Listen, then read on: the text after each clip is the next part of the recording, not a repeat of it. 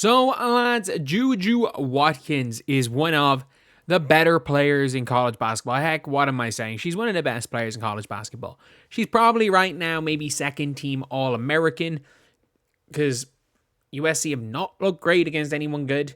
And she's been probably having a bit of a sophomore slump in college. But there is a huge game. I think it's this weekend. I think it's this Saturday, is it? They are playing against UConn in what is going to be one of the biggest games of the year. Like, the UConn Notre Dame game was huge. I think this one's going to be even bigger. And I would be shocked if USC win. I would be shocked. I just don't... Their offense is literally give the ball to Juju and get out of her way. And Kiki Iriafen most of the time just getting offensive rebounds. She's not really working off the elbow anymore. Like, Kiki Iriafen made a Haley Van Lith decision by going to USC. Not a smart decision. Had she stayed at Stanford, probably the guaranteed number 2 pick in the draft. But at USC, I can see Kiki falling to even 5. I could see her going to the Valkyries based on fit. But anyway, before we get on to it, if you guys are new to the channel, subscribe. We're trying to hit 40.175k. If we can gain 16 subscribers today, that'd be insane. But Juju got hurt. Juju's hurt, lads. She got hurt playing big minutes in a game that did not matter. They were up 50. She got hit with a hard foul, up 50. And yeah, like, Juju's not having the greatest season in the world. Again, she had 26 points on 16% from 3 and 38% from the field. And outside of, there was one game where I think she went, you can see it here, there was a game where she shot 67% from the field and 81% from 3. And the one before that, 54% from field and 42% from 3, where she started chucking. Like, she scored 40 in a 40-point win where she shot the lights out. And other than those games, like, even against Oregon are mediocre. 40%, 33% from 3. If you want to look at how she's been playing, like, it's just not been great. Like, Notre Dame, 10 of 25 from the field, 0 of 5 from 3. And other than the game where she went 9 of 11 from 3, and she went 2 of 4 against Seton Hall, 1 of 4, 0 of 3, 1 of 6, 3 of 10, 0 of 5, 3 of 9, 1 of 5, 1 of 6. Like, she's going through the sophomore slump while Hidalgo is absolutely killing it. And the problem is she's record hunting. There's no other way to say it. Like, there is no reason at all for Juju Watkins to be in these games. They are up. They have one of these they're barely playing teams. Like, I didn't even know Elon was a college. Like, I've watched tons of NCAA like games throughout my years. Like, I didn't even know Elon was a college. California Baptist, St. Louis somethings, Fresno State. Yeah, fair enough. You beat Fresno State by 50. Oregon, this is not Sabrina Ionescu's Oregon anymore. I'm just trying to think, and I'm like, who the hell have they played that was good? Like, they really got lucky against Ole Miss, who aren't particularly good. They got destroyed by Notre Dame. They've played Santa Clara. They've played Cal State Northridge. They've played Cal Poly. They've played Seton Hall.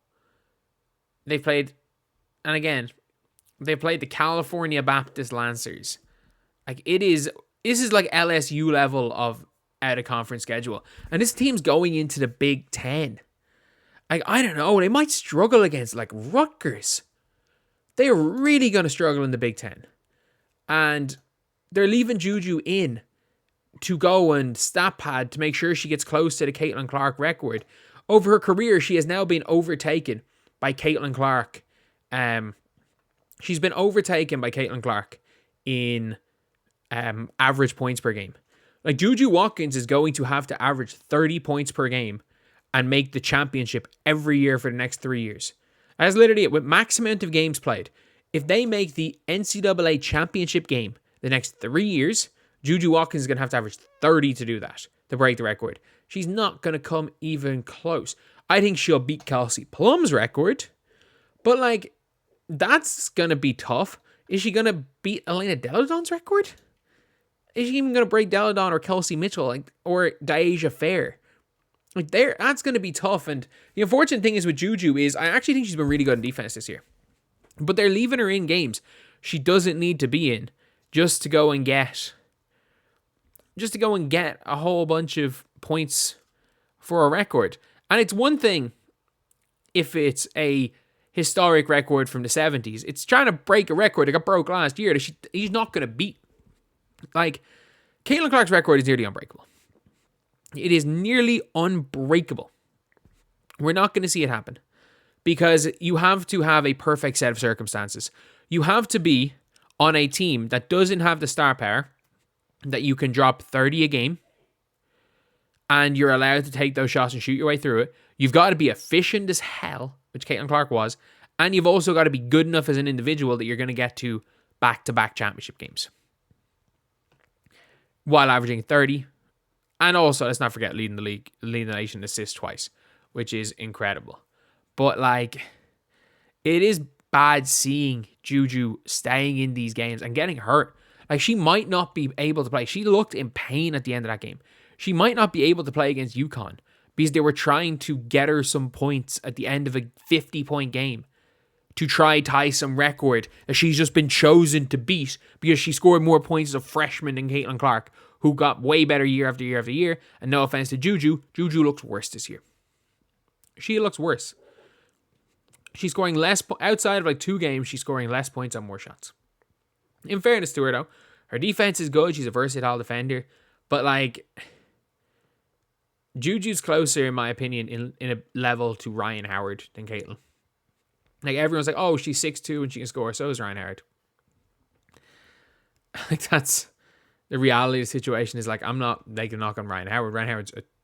If Ryan Howard wasn't injured this year, she'd be an all-star every year of a W career. But people are like, oh, she's the Jordan of women's ball. And it's like, those type of comparisons. And the fact that, again, the media are pushing Juju and Paige, while the best player in college basketball right now is either, what's her name? Is it like Tania? Whoever it is. I forgot her name. She's playing for Florida State, I think. But she's the top scorer in the nation. She's killing it. She had another 30-point game today. And then Hannah Hidalgo. They're the 2 best players in the nation. And like, Juju Watkins is she's second team. I would not put Juju Watkins ahead of Flaw J. Johnson if I was making All-American teams. I don't know if I put Juju Watkins over Paige Beckers. But for me, you won, is it Tania something? I would have her. Like, she's guaranteed as of right now. Hidalgo's guaranteed first team. And what's her name's guaranteed first team? The Lauren Betts. And I would put Flaunger there. And you know what? Maybe Sedona Prince. Second team might be Paige, Juju, one of them. But seeing her stay in a game and maybe missing one of the biggest games of the year, or even if she's not missing it, she's going to be playing it, probably hurt because she picked up a hard foul because they wanted to make her get some points up 50. And like, again, if she played the whole year, no injuries, nothing, from those extra minutes, cool. But like, you got to sit her sometimes. I know the only reason her stats and shooting splits look passable this year is because she scored a bunch of points in a 50-point win against the California Baptist Lancers. And then also another win against the SLU. She had 2 huge games against them, which makes her numbers look a whole lot better this year. But still, like, it's not good at all.